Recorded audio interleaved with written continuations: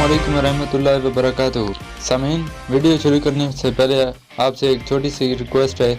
अगर आपने हमारा यूट्यूब चैनल पहली बार विज़िट किया है या पहले भी कर चुके हैं तो दोस्तों और भाइयों से गुजारिश है कि हमारा यूट्यूब चैनल लाजमी सब्सक्राइब कर दें और साथ ही वीडियो को लाइक कर दें।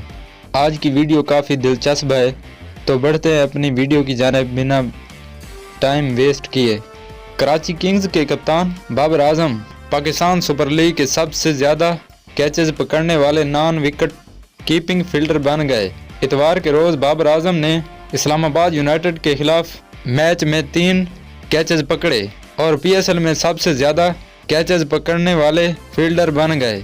इसके साथ ही आपको बताते चलें, PSL में बाबर के मजमूई नॉन विकेट कीपिंग कैचेस की तादाद 35 हो गई है। उन्होंने क्वेटा ग्लैडिएटर के मोहम्मद नवाज को पीछे छोड़ दिया, जिन्होंने मजमूई तौर पर 33 कैचेस पकड़े हुए हैं।